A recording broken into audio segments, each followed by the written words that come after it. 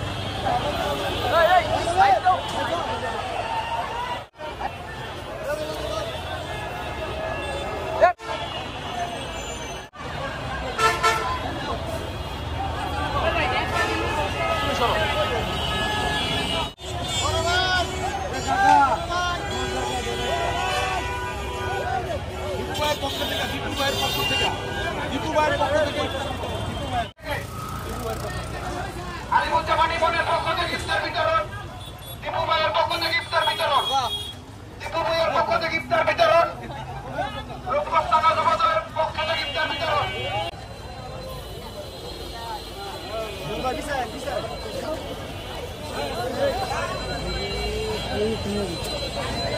দাদা প্লিজ দাদা